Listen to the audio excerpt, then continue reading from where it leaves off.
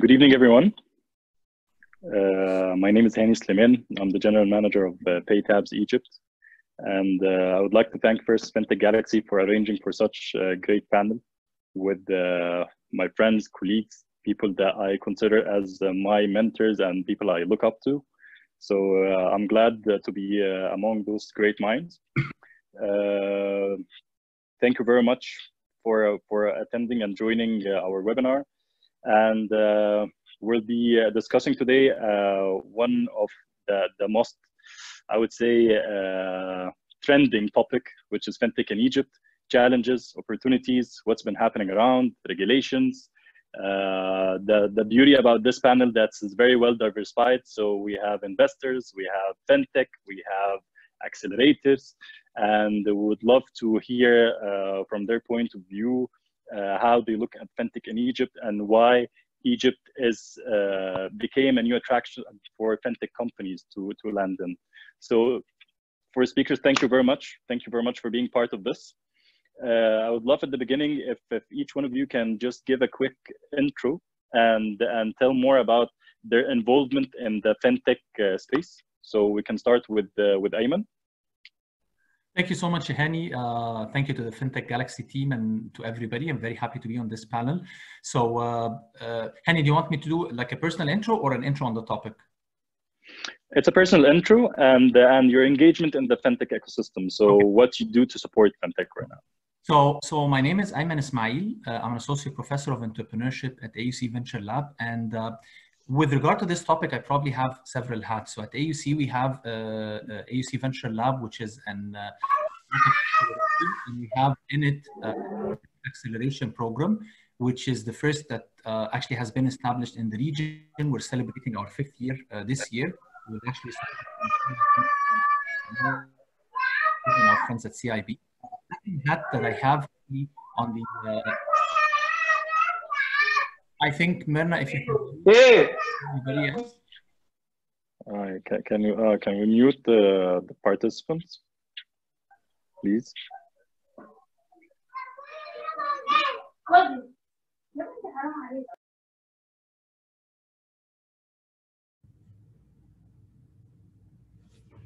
Sorry, I believe we're good now. Thank you so much, Hani. So I was saying, so the first engagement is actually through AUC Venture Lab, where we run the first Fintech accelerator in the region. And we've been working with partners like CIB and IFC, the World Bank, for 5 years so far to support the ecosystem.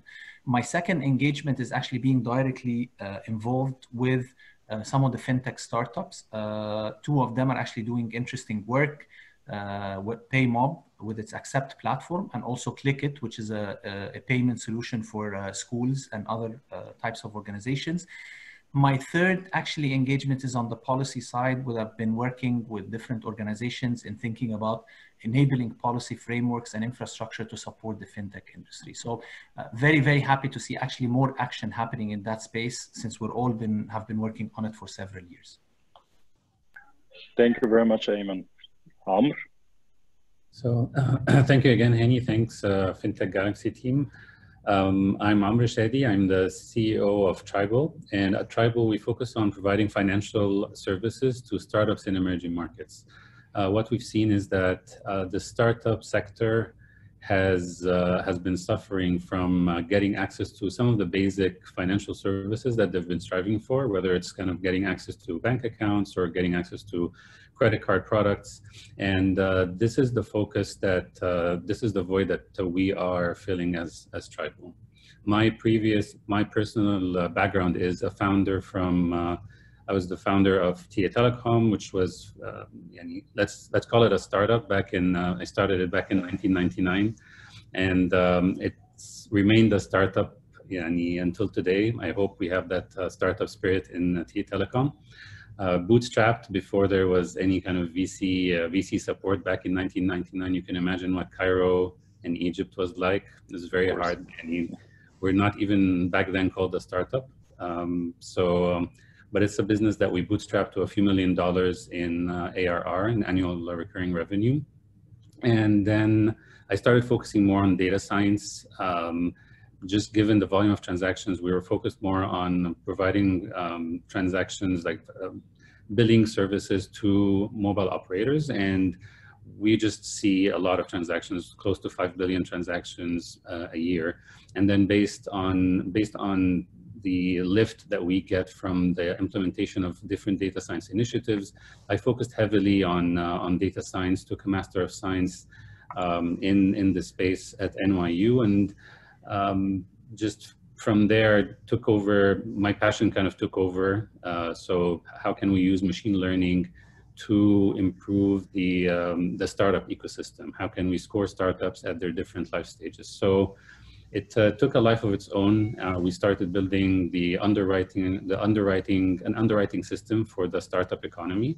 And this is really the first building block of what is today is Tribal. Interesting, and I believe that we'll be talking a lot about that and how the shift that's already started to take place in the financial industry from the conventional products, conventional banking services to towards the data-driven financial services. Thank you very much, Amr. Thank you. Ahmed, please. And thank you. Pleasure to be here, and thank you, Fintech Galaxy, for giving us the opportunity. It's a pleasure to be among this panel. My name is Ahmed Fouad. I'm the managing director of C Ventures. C Ventures is Egypt's, and I think the region's first corporate venture capital firm to focus on investing in financial technology startups, whether in Egypt or regionally or even globally. We are affiliated to CIB.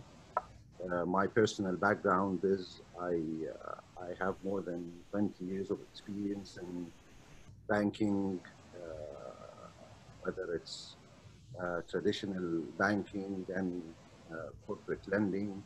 And I spent more than a decade in private equity within CIB, where I managed a wide range of sizable portfolio for developed and matured companies with successful sales and IPOs and exits and so forth in a multiple of industries where also financial services were an integral part of it.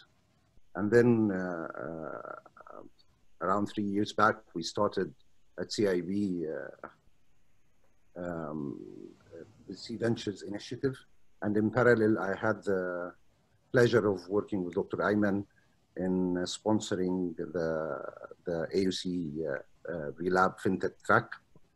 And what C Ventures is all about is about how corporates can actually collaborate and add value to fintech startups, and how to build bridges between what is happening in more advanced ecosystems and bringing talents back to our local ecosystem, whereby we can add value by bringing them access to distribution in this market and in adjacent markets, and also benefiting the whole ecosystem of adding much needed innovations, whether it's homegrown from within our ecosystem or from the region or even globally. That's in a nutshell. Thank you. Thank you very much, Ahmed. So let us start this first by hearing your views on the ecosystem here in Egypt. So I'll start with you, Ayman. You introduced the first Fintech Accelerator program here in Egypt. And saying that, I would like to know more about how you're seeing the landscape evolving during the past years. So from the first cycle that I believe it took place in 2016, if I'm not mistaken, till now. So how you see the fintech space moving, and what sort of changes did you observe within the past 4 years? Thank you, Hani. So if we look at the fintech space in Egypt, and probably actually at the region, I would probably call it still at the nascent phase. What does that mean? First, on the number of startups, we're starting to see many startups coming into that space. But if we when people talk about fintech in general, it's a broad area, and we need to disaggregate it to figure out what's happening in each one of those spaces. So for example, the payment space is probably the most advanced in Egypt. We have very good regulations, a great regulatory framework from the government, an interoperability structure where all of the digital payments methods are integrated nationally, very strong presence from the banks and the telcos, decent adoption. In Egypt now we have more than 15 million mobile wallets that are actually operating, and a larger number of credit cards and debit cards with different usage percentage, but it's coming out there. So that space is moving, and with it, it's getting the next level, which is basically use cases or applications for that are building on the payment layer, which is helping in the adoption of people becoming digitally enabled or financially included in the system. So that place is doing well. I think there is more to happen in it, but it's got a pretty good progress. You look at other spaces, the lending side, whether it's consumer lending or whether it is B2B lending, whether it's working capital lending, you look at alternative credit scoring, you look at brokerage applications, wealth management applications, what else? You look at crowdfunding applications, you'll find that there is actually, I would say, a big vacuum in that space. And a big part of it is that we have not sorted out the regulatory part. And I think there is a lot that's happening on the government side to try and open up the regulatory space. It's taking some time, but that's my assessment on it. Moving to a second block, which is the enabling infrastructure. In terms of connectivity, Egyptians are almost connected universally, at least in terms of mobile phones. We have more SIM cards than we have mobile phones. And roughly we have more than 1/3 of the country that is connected to data in some capacity, whether through mobile or Wi-Fi. So the connectivity is pretty good. People's access to digital services is pretty good. But then we have some issues on the infrastructure, more on the, I would say, the institutional and regulatory infrastructure. Regulations for data, regulations for cloud computing, regulations for privacy. These are areas where I think there need to be some regulatory catching up that would enable others to get into that place. So that's just an overall lay of the land. And I think I see a lot of progress happening in that space, especially with COVID, and I'm sure you'll touch on that being a catalyst for accelerating the digital adoption. But I'm happy to see actually more people starting to use payments because of the unfortunate situation that we're in. Can I just add one, or actually ask? I'm very interested. Hani, can we ask questions too? Are we allowed? Of course, of course. It's wonderful to have a conversation, especially and I met No, but I'm very interested actually to learn what would you, if the regulation is not there for lending, for example, what would you recommend to startups in Egypt? Do you think that they should wait until this is clear, or there's a gray area where they can operate until something becomes clear? That's a very interesting point. And I think that there are two sides of the lending. There's the consumer lending, and there is the business, the B2B lending. The B2B lending, I think right now the regulation is either you become a microfinance or you have to be a bank. So businesses cannot lend. But there are other ways of lending indirectly to business by facilitating working capital, through factoring. So there are regulations for factoring, leasing, microfinance that can act as different ways to get into the lending space. So I think the B2B lending, especially around working capital for retail, I think it has a good opportunity. And I think this is an example that Value is doing, and Hen, you can tell us a bit, you're involved with EFG, that Value is doing, that is helping facilitate that part. The consumer lending is a little bit tricky. Are you lending for people to purchase products, consumer goods? You might find a way to bypass the regulation by getting into some B2B arrangement. But if you're lending directly cash, nano lending, for example, to consumers, I don't think that that's doable without having a proper regulatory framework because of different issues related to risk and so on. So absolutely. It's a broader space, and I think you can try and get into it, but I think the B2B angle might be more interesting to get into, waiting the regulation. And I think the nano lending regulations are coming soon, so I don't think this is a long term. I think it's work in progress. They started to introduce the FRA started to introduce nano lending under the license of microfinance, and there are some companies that started to come to the market to introduce these kind of new schemes. One of them is Cachette. They're offering a nano lending mechanism through their application. And I'll add to what Ayman was saying about the regulations and guidelines that have been introduced on the market for microfinance. There's recently, they started to introduce the new regulations for consumer lending as well. And a lot of companies that who used to do consumer lending without any kind of guidelines, they have to comply and start applying for a license to be able to operate in the Egyptian market. So, and Amr, since you asked the question, so I'll go directly to you right now. And I would love to know more, how do you see the fintech landscape in Egypt, especially that you've been in several markets and you saw fintech rising in many markets. How do you see it going here in Egypt? And would you see Egypt as a real attraction for fintech companies to land in? Hani, if I may just add to Amr's question, one other dimension, adding to what Ayman has elaborated on, is I think it's not only about regulations, it's about the market dynamics itself and how unique Egypt is. And one of the ways that any startup should consider when entering the Egyptian market is actually collaborating with the banks, especially banks with more of an advanced infrastructure and ability to adopt and cater for such collaborations. Because you'll find, even if the legal framework is already in place, to build the proper algos and lending score sheets to be able to actually do a real job will take a bit of time because of lots of things such as data points and so forth.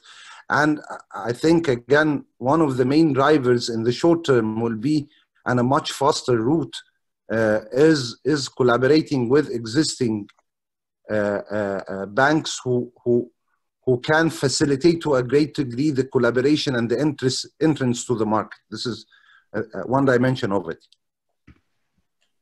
Agreed. And I believe that's one of the main channels right now. Whoever is coming up with a lending mechanism or a digital lending mechanism is how they can use this kind of mechanism and incorporate it with some banks in the market. So those are the only main tracks where people who are trying to introduce digital lending or digital lending mechanism in the market, whether they're going with the consumer lending track, microfinance track under the FRA, or they can go and partner up with a bank where they can provide them with an open layer where they can integrate and start enriching the bank's proposition using their products as well. But one of the things that I believe which should be coming soon in the market under the fintech strategies and fintech guidelines is the new regulations for companies that are willing to introduce whether lending mechanism or saving mechanism. Ayman said very important thing. So CBE in Egypt, they started to, or they focused and give a lot of time and effort on the payment space. And there's separate regulations now, which is the guidelines for payment service providers and payment facilitators in the market. Are we going to see more regulations coming soon to introduce other players in the lending space, in the saving space, insurance, or even investment? Maybe that's a question that we need to answer in a later stage. But I'll go back to you, Amr, and tell us more about how you see the market here in Egypt and the landscape here in Egypt. So what I see is opportunities for acceleration. So I see that we can definitely wait for the government to put together all of these licenses and requirements. I think, what Ayman were talking about, these partnerships, fostering these partnerships and having the incumbent financial institutes open up to these kinds of partnerships will accelerate drastically. And just to give you an example, we're operating in, we have customers in Mexico, right now. And in Mexico, we really have two paths to operating, to issuing cards in that market. The first is you can go for the license that the Mexican government has put together. You can get this license and you can have a direct issuing relationship with Visa or MasterCard. Okay, it comes with its requirements. There are things that you have to go through end, but it's doable. It has a high bar, but it's doable. The other option is to go through a partner, a sponsor. And in our case, it's a BIN sponsor, a bank identification number sponsor. So this is where the banks are facilitating access to their infrastructure, to their network, to their existing assets that they have to startups. And they don't have to do this directly. They can do it through other fintechs that act as intermediaries. So I think there's an opportunity for the banks to open up, the banks specifically and other financial institutes to open up to the fintech ecosystem. Another layer of players that can come in as intermediaries between these institutes, because the bank doesn't want to deal with 50, 60, 100 new fintech startups. If there is this intermediary that can act as a liaison or as an interface between them, let's call it a program manager that can act between these fintechs, does the filtering, does all the integrations and then it's a single integration into these different institutes. I think that's another opportunity that can really speed up the fintech adoption in a market like Egypt. And then I just see a lot of talent. I mean, when you look at, I've been talking to entrepreneurs that are of amazing backgrounds. These are entrepreneurs that, if they wanted a corporate job, they will get a very high-paying corporate job. But they're opting out of that, and they're very interested in the fintech space. They're interested in their own startup. I personally tried to have a couple of them join us, but it was also very difficult to get them to join another fintech startup. So I think that's actually another trend that I'm seeing that's very promising for a market like Egypt. And there's more in terms of kind of the leapfrog of what is kind of fintech 1.0 today, which really is about lots of the opportunities in the payments, in lending, in insurance, and how you're just kind of competing. You can potentially compete easily in some of these markets with the incumbents by offering something better, faster, more inclusive. But I think there's also a huge opportunity with what Fintech 2.0 is, which is something that Bain Capital has been talking about quite extensively. And Bain Capital has been really pushing their existing portfolio that are non-fintech to start looking at what Fintech 2.0 is. And that is more about embedded fintech. It's about how you can look at any business today that is already very successful, software business, ed tech, whatever it is, and you start seeing how fintech is very important to your customers, to your segments. So just to give a couple of quick examples, you can look at Lambda, which is an ed tech business, and how they started to include their kind of financing to their constituents, to their customers. So how this is potentially a big source of growth for them. I think Zillow is also kind of a real estate platform. They're coming out with another payment platform Zillow offers, and the projection is that it will represent 81% of revenues by the end of 2021, as opposed to what it is today, around 4%. And the estimate globally for this whole new Fintech 2.0, the embedded Fintech, is a $3.6 trillion of value within the coming 5 to 10 years. That's huge. This is more than what Amazon's market cap, Google, and Facebook combined. So that's even more than this. So that's kind of, and just because there is that gap, and we already have a very good base in Egypt of startups that are very successful doing other things, starting to look at what an embedded fintech model looks like will accelerate drastically the adoption of or the increase of the fintech ecosystem in a market like Egypt, and potentially even open up other opportunities where companies are starting with this kind of, fintech product that is in the payment or lending, and then building what a fintech 2.0 around it would look like using other kinds of services. So that's kind of my take on the opportunity that exists in Egypt. Amr, to add to your insightful information just shared with us, do you think that the Egyptian market foundation is ready to adopt Fintech 2.1? 2.0, sorry. 2.0? I think it's probably more ready than others. I think it's more ready than other markets. We have a good base of services, very successful platforms that exist today. They have the influence and the lobbying to be able to pull something like this and just run with it. In my opinion, they will get a lot of support from the local ecosystem. You are going to get, again, I think the only showstopper in this case is any kind of regulations that come. But again, even if they do come, they don't come and they stop you from operating your business. I've experienced this in other parts of regulations in Egypt in the telecom sector. We were operating and there was a new regulation. They don't ask you to stop immediately, but they do ask you to start to comply, and they give you a certain period of time to comply. I hope that things are even better than when we started to face some of these. So I do hope that that's going to be the case moving forward. But I mean, obviously Ayman and Ahmed have a lot more experience there. So I'm just being very, very optimistic. So.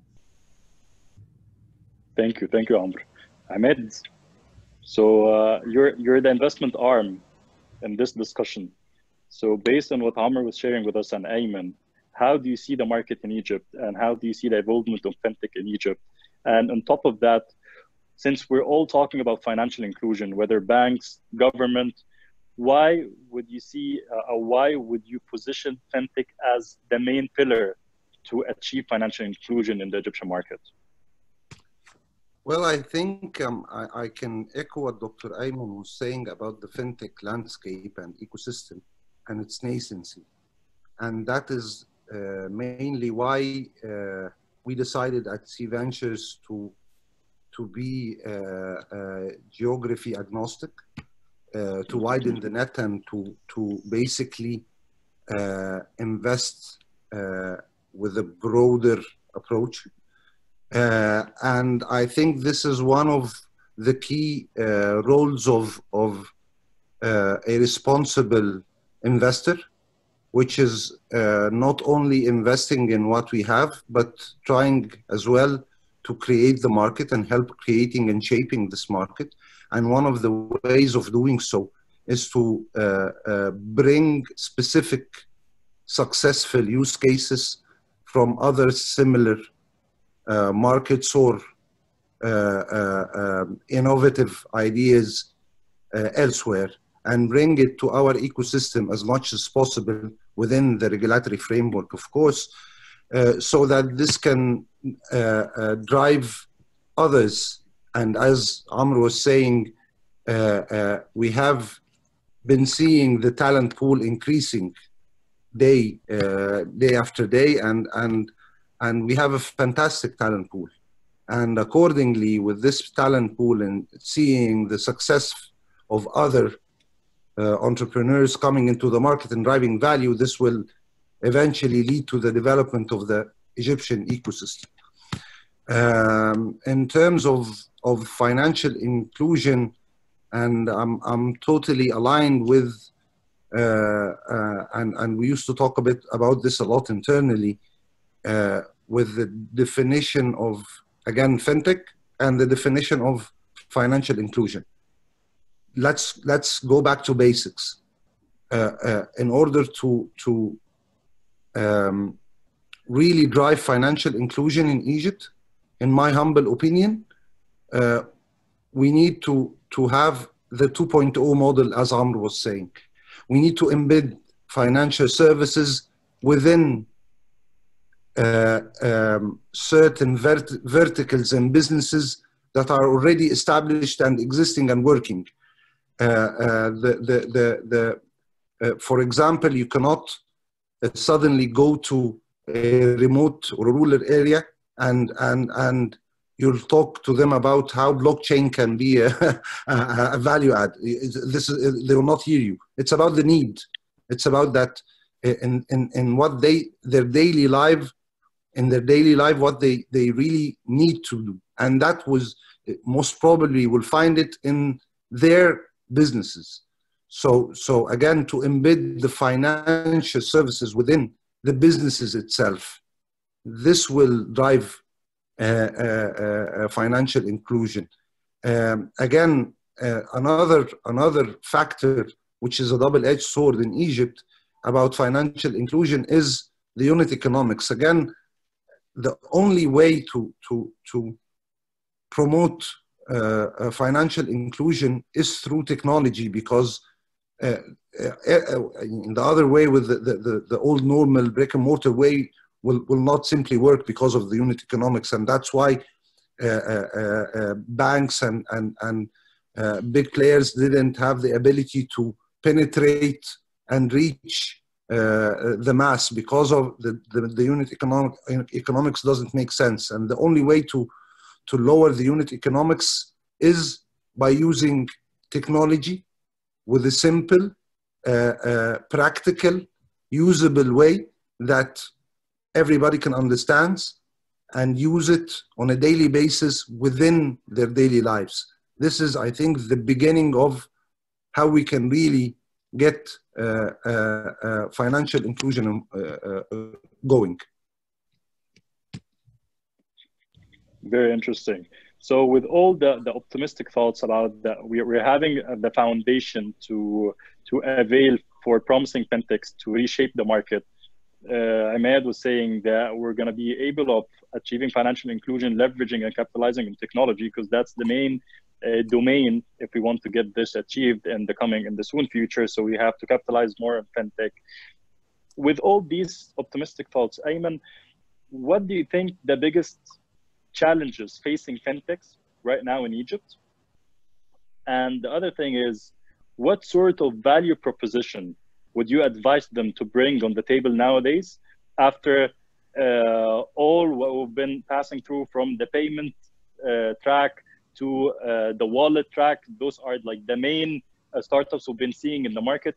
What sort of, or let me put the question the other way, in a different way, what sort of fintechs would you like to see in the market coming soon? Thank you, Hani. This is an interesting question. My mindset actually it builds on what Ahmed was just saying. I like to start with actual real problems on the ground that the business is solving. Whatever you're doing, you're going to be solving a real problem that is big and substantial in market size, and people are willing to pay for it, whether B2C or B2B. And if you look at the ground, actually, you would see very specific areas of problems that I think entrepreneurs can respond to very, very well. So one part, for example, a broad problem in general is around supply chains and the movement of goods and products between the different parts of the supply chains. Egypt and most emerging markets are highly informal. With that informality, you got very fragmented and very informal supply chain, whether people who are producing agricultural products, raw materials, selling them through the chain until they reach the shelf and until they reach the consumers, or people who are doing small manufacturing all the way from very small parts until they get assembled, until they reach the consumers. Those supply chains, within them, there's a lot of friction. And a big part of the friction happens around the movement of money, the movement of cash, the payment between the different players, and the credit movement, working capital between the different players. So anybody who gets into that part and starts to provide solutions to handle cash around the networks of kiosks that sell to people, solutions that help FMCGs manage the retail network that are mostly informal and collect their cash, solutions that happen people who are building supply chains for big manufacturing facilities, agriculture. These are real problems on the ground, and they are tied to the word informality, which is the top most important word in our economy. And it's a huge opportunity for the movement of money.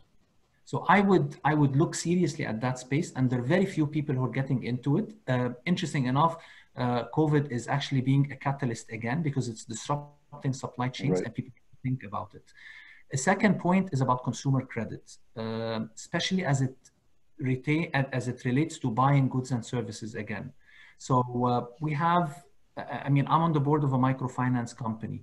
We've grown substantially in a couple of years, and the market needs probably, you have around 6 to 8 million people who are looking for micro loans, and I'm not talking about nano loans, which is even a bigger market. That demand is not satisfied. So a huge demand in that space. And then you've got other areas that are, I would say, they're completely underdeveloped. The insurance market with everything around it, it's completely underdeveloped, especially healthcare insurance. Anything that would introduce products that would support people around healthcare, that's amazing. So I would look at real life problems, and then the financial part comes when I examine that transaction. And as Ahmed was saying, looking at the unit economics, what cannot be done with the physical world, and I'm looking for ways with much lower transaction cost that can help with that. So that's the mindset of what I would love to see. I can talk about the questions, but would love to actually maybe get reactions to that, but then happy to jump into the question side. Sure. Thank you, Ayman. From what just Ayman was explaining about what we're expecting to see in the future and what sort of, I would say, new breeds of fintech that we would love to see in the Egyptian market, there is the new trend right now shifting from the conventional way of banking and banking services to use more data-driven financial services. Would you see the emerge of new data-driven financial services in the Egyptian market will work and would replace the conventional banking services? I don't know about replace, but I mean, what problem are we solving with these new data points, with these new kind of machine learning algorithms that are being applied? Are you underwriting better, so you're reducing your losses?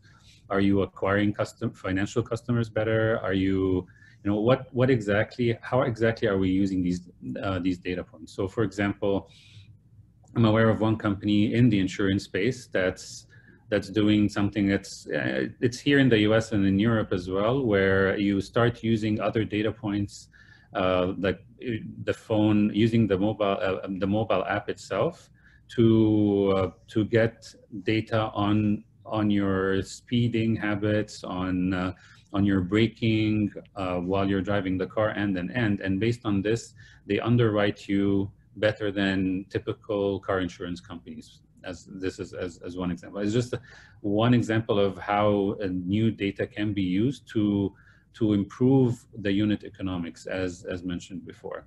So there are two main things. First is, how are you bringing in new types of data to improve the model in general, the economic model, not the business model, the economic model.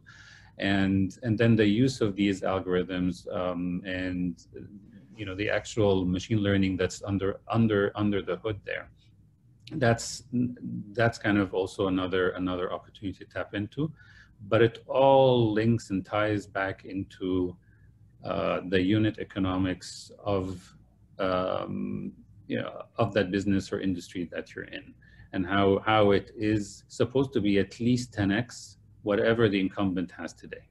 I mean, don't look at a 2x improvement, don't look at a 3x improvement, try to go for a 10x, if not more, improvement in these unit economics. If we're talking about banks trying to get into this business and to this space, would you see banks applying such mechanisms or such algorithms for the sake of underwriting and increasing the number of clients they want to target? And would you see that banks would do that on their own, or it's better to open it up for fintechs to incorporate their methodologies and their algorithms to the banking core system? I think from your point of view, what's the best practice in this space? No, I think what's happening though is larger financial institutes have a lot on their plate. I mean, I'm not trying to give them excuses, but they're just solving for they have certain costs that they need to worry about. They have diverse customer segments that they're looking at, and it might not be economical, or they don't have that focus that allows them to focus on a specific segment. And how do you underwrite this specific segment? So in our case, for example, we are underwriting the startup economy. We are bringing in data about the founders, about all the stuff that where they went to school, what kind of previous startup experience that they have, multiple factors, the funding that they've received, who are their VCs. And if you were looking at who the VCs are, you actually need to score all the VCs in the universe. So we're scoring 50,000 VCs on a daily basis. So we create all of these scores. We bring them in. How much did the startup raise? What industry it's in? What are their peers? Who are their peers, and how well they're funded as well. So you start bringing all of this data in and building your models specifically for this segment. Will a bank looking to cater to the startup economy go through this? Will it have a task force? I mean, it's basically building a startup within within the bank to be able to tackle this. Within a corporate, yes. Yeah. So, and yeah, some are willing to do this, but others are, it's just too much work for them. And again, for them, it's really a higher risk. And so I think what's happening is that fintechs are breaking different parts of the chain and different segments of the fintech universe, and going after those, doing a better job at tackling this specific segment or this specific problem or this specific product, and just doing a really good job making sure that the unit economics really work well for them. And I think then that becomes, another discussion. What happens after that, after you've been as a startup successful in that space, which is also kind of a big question mark, in my opinion, as to, what happens as you become successful in the fintech world in Egypt or in the Middle East. The good news is you've got these companies. You have a success story, I would say, like a company like Fawri that's been able to grow and hit IPO. But I wonder, and that's also a question for the rest of the panelists. As you grow, do we actually have an acquisition? Do we have an acquisition environment that these fintechs, as they grow, are going to be attracted towards, or are we mainly focusing on building a business that's just growing and is going to be profitable, bearing in mind that in a lot of cases, fintechs that are here in the US don't necessarily reach profitability quite soon. So, I mean, that's one question that I just keep thinking about as well. Well, we'll take this question with Ahmed, and I believe this will be the last question. What's your point of view on that? Because I'm getting messages that we'll have to move to Q&As. We have a few questions on the chat, so we'll take it right after your answer, Ahmed, please. Sure. First of all, I believe again in the collaboration model between what fintechs are doing and what the banks are trying to do. If I take CIB, for example, as you know, Hani, CIB has been, for the past 5 years, working heavily and investing heavily in data science and data-driven decision-making processes, and building internal algorithms to lower costs, increase efficiencies, and so forth. And let alone CIB, I don't think any bank in the world will develop to a stage whereby it will go that deep as a specific fintech focusing on a specific area will go. And accordingly, I think the collaboration is key between banks who already have the mindset and the skill set to evolve, and again, the successful fintechs in whatever vertical they're after. On Amr's question, I think for now the acquisition and the exits in Egypt are extremely nascent as well. However, there are interests from regional and global parties, and this interest is growing. And I believe for the mid to long term, it will evolve. I mean, this is the way and the case in each and every ecosystem, starting from the US and globally. It's about the timing and the timing of such interest in having and hearing about actual acquisitions and expansions in Egypt. I think depends on all the points that we've touched today and the development in each and every point of them, whether on the regulatory side, on the market itself, on how the informal economy is developing, and of course, again, the new after COVID normal, which is another story that I think needs a different session. Absolutely, absolutely. So we're going to open up right now for some questions, and I believe we have 2 questions from Martin. So Martin, can you please direct your questions? There's one for Amr, another one to Ayman. Hello, I'm Martin.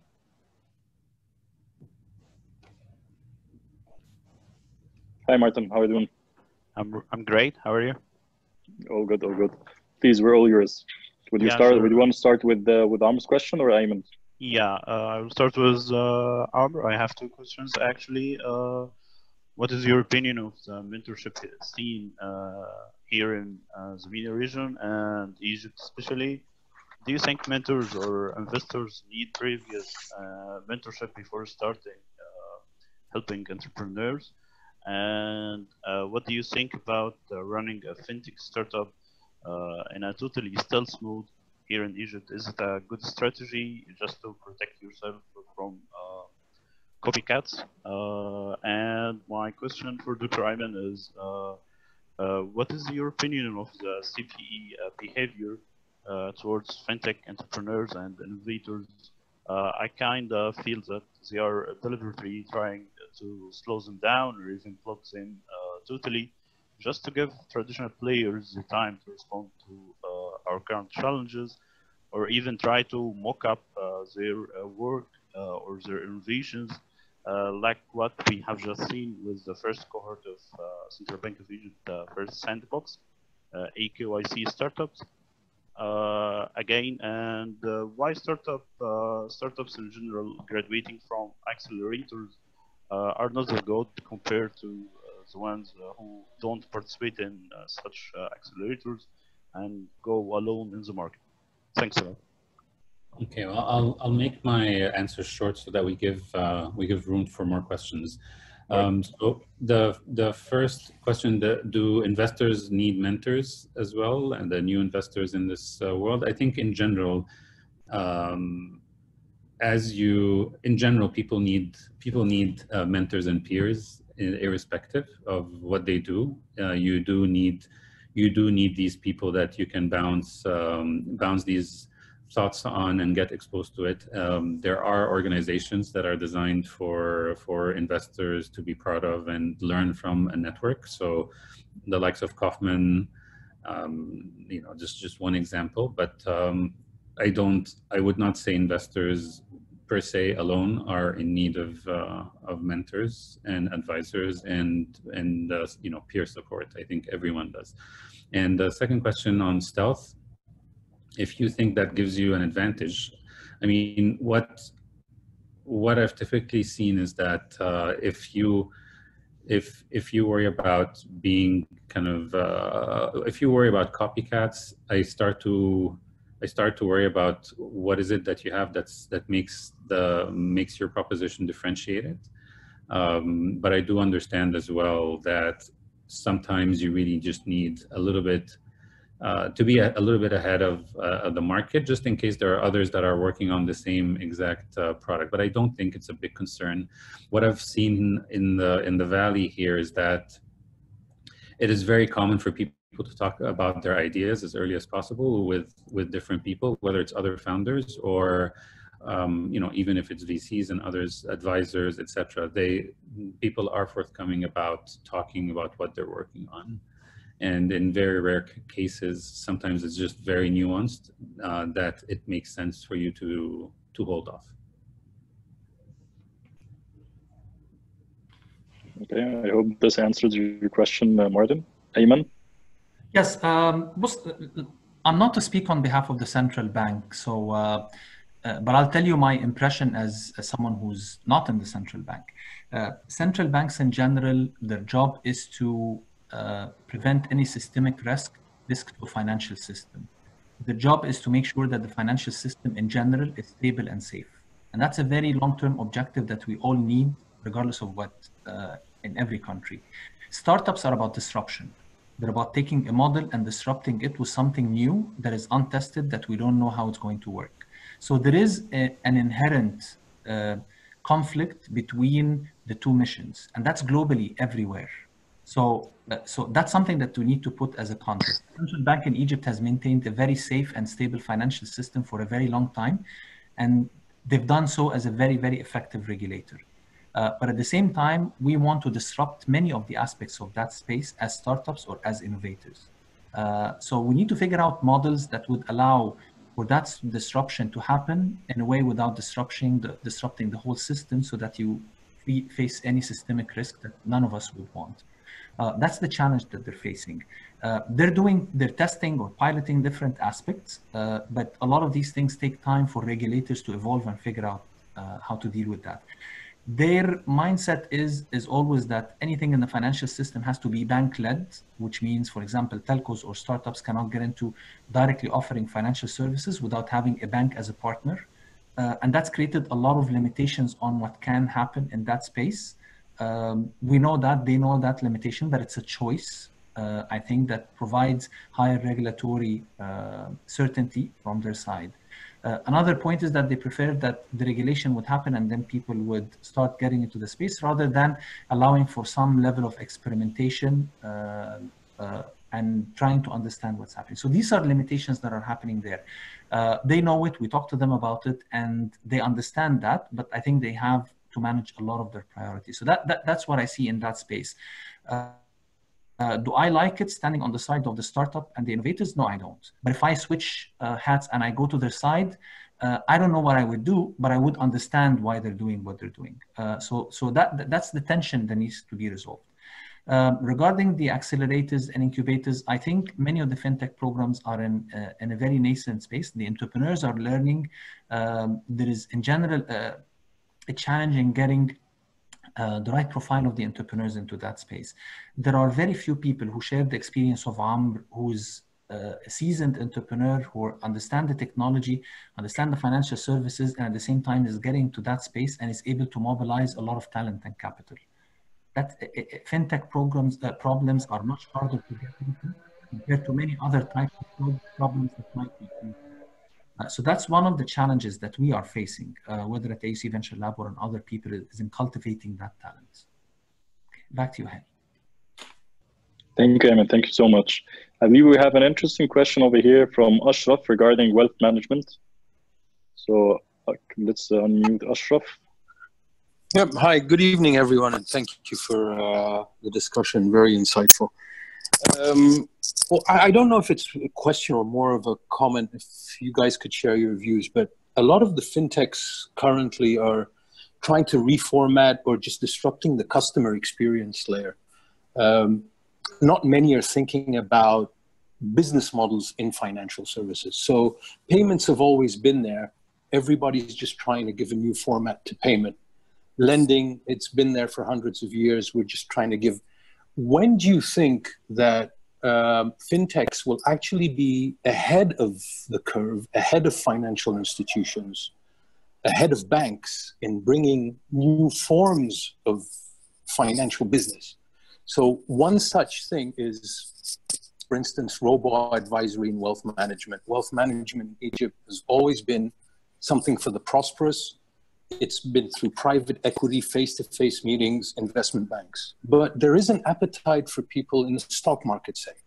So why hasn't a fintech come up and try to do that rather than play it safe and just try to format the customer experience? Thank you. Thank you, Ashraf. Thank you very much. I think I can start by sharing some insights. Please, Ahmed. From what we're seeing, if we were talking a year or a couple of years back, I would have totally agreed. But recently, we've been seeing seasoned professionals trying to work on similar solutions in this space, and especially in stock market investing and so forth. However, this is the good news. The less unfortunate news is this is, again, not only about whether the fintechs are willing to provide this solution or not. It's about the whole environment, whether it's ready to adopt such solution or not. I believe COVID is a catalyst, again, to drive similar solutions which were not there in the Egyptian market. However, it will take time to evolve. If we're talking about robo-advisory, for example, which is a service widely used in other advanced markets, here in Egypt, the robo-advisory, whether it's we're talking in the financial services or otherwise, is not yet been adopted, or the appetite for it is not yet there. It will come. However, Egyptians are a bit different in this, whether they're wealthy or not. Egyptians have their own way of trusting people rather than a machine, and this will take, I think, this paradigm shift needs to be massaged first. Thank you. Thank you, Ahmed. I believe we have time for one more question, and we'll take Ibrahim Farag's question. It's a bit long and challenging, so try to make it short. And I believe Myrna is moderating tomorrow a panel with one of the CBE calibers, which is Rasha Negm, heading the Fintech and Innovation Department. So any CBE related questions, it would be better to share it with Myrna today, and she will make sure that she communicates it to Rasha, hopefully. So Ibrahim, are you there? I'm here, yeah. Thank you. Go ahead. So my question is basically about the practice itself. If we have a case right now, I mean, with respect also to the last question about the experience layer and system layer, etc., can we really do a deeper challenge to the financial ecosystem in Egypt? Meaning, will central bank agree to give a core banking ledger and banking license to a digital bank, where they can onboard businesses and individuals? That's number one. Number two is, it's not only about the license itself, it's about the architecture. Will central bank be happy to use innovative technology for the digital banking itself? Can we, for example, instead of the legacy core banking system, can we use the distributed ledger to record a client transaction? Can we use cloud native solutions? Or is it permitted? Can we host data if we have no local cloud here in Egypt? Can we host it in Europe or in Dubai or whatever? Or how is it going to work? Thank you. Thank you, Ibrahim. Thank you. I believe that's a very interesting question to end our panel discussion with. So basically, are we going to see the new Monzo Time Bank Revolut here in Egypt soon? And if yes, do we, again, it will take us to the main question, do we have the infrastructure that would support a challenger bank and to landing in the Egyptian market?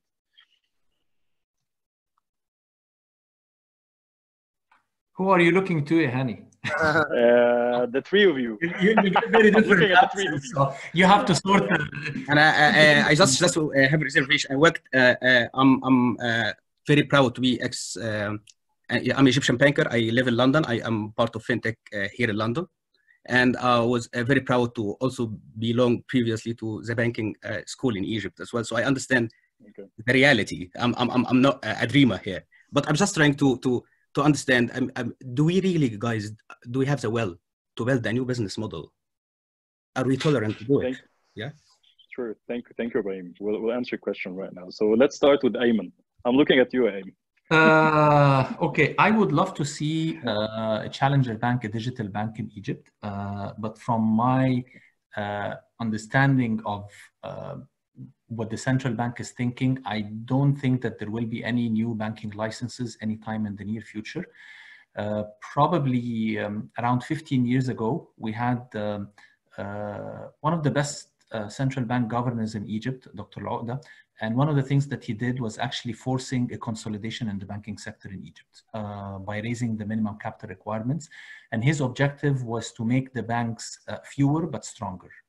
And that pushed the landscape to have many of the smaller banks in Egypt basically merge with others and created the current landscape that we have. And I think that probably mindset remains in the central bank, is that we want to have fewer banks that are financially stronger and can withstand financial turbulence. In the 2008-2009 crisis, the Egyptian banking sector was very solid and was not shaken. And I think that reinforced that mindset. So I don't see opportunities for challenger banks, neobanks, digital banks coming. Having said that, I think what I would see is many opportunities for disaggregation of the banking services and having people offering specific point solutions, similar to what Amr was talking about, whether providing alternative credit solution, different lending mechanisms, B2B, B2C, use cases for payment, Fintech 2.0. I see a huge mushrooming in that space. And I think that the government infrastructure, whether it's doing a digital KYC, a digital identity verification, eKYC, and all of that is going to help a lot. Cloud part is very tricky. They have not made the decision on allowing banking data to sit on cloud, whether inside or outside of Egypt. But I think that's probably going to happen sooner or later. In the next couple of years, there will be regulation that would regulate data and cloud specifically, but it's likely to be local clouds, and they will likely be actually local providers of local clouds. So that's how I see it. I don't know. I might be wrong. I hope that there might be other opportunities coming in, but I think that's the reality that we have on the ground. Thank you, Ayman. Amr, would you like to add anything to Ayman's answer? No, I mean, I don't know if the likes of Revolut or want to step into this market, and they are talking about partnerships with any of these big banks. I mean, will one of them bite, do you think? Ayman? Actually, that's one that I think that many of the banks are actually thinking about creating their own challenger banks. And that's a model that has happened in many countries in the world, is that the banks would create their own challengers. So if that grows, then they know that they have a leg in the future. And I know that several of the larger banks in Egypt, including public and private, that are working on their own full digital bank models on a serious way. And I think that once that happens and there is a clarity of what a digital bank would look like and the risks associated with it, and the central bank will work with them to create the regulations, there might be an opening for others to play in that space. But personally, I think that if the startups are interested in disrupting the space, it's not about just disrupting a small part and replicating the large banks. I don't think there is value in that. I think it's about really offering solutions that the banks are not able or interested, or the unit economics do not provide for them, they're not able to offer.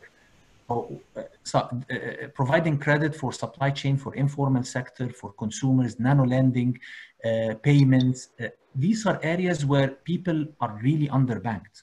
So I wouldn't waste my time trying to put a product against the National Bank of Egypt, which has 60 or 70% market share, or CIB, which has one of the top banking talent in Egypt, rather than focusing on a huge gap, which is like 2/3 of the country that is underserved. I would go to the gap and work and grow, and even work and collaborate with some of the existing banks. So that's my mindset of where the market is and probably should be progressing. And it's a huge opportunity. Of course. You can get there faster than anybody else. Thank you, Hani. Thank you, Ayman. Ahmed, from the banking side, how do you see this? Well, as Dr. Ayman was saying, there are a number of banks working on the digital footprint, whether you can call it their own digital banks, whatever you can name it, and there are multiple ways of doing it. In terms of the central bank, I think, and again, I cannot talk on behalf of the central bank, but from what we're seeing, especially lately, the will is there. There is a definite, clear will to try to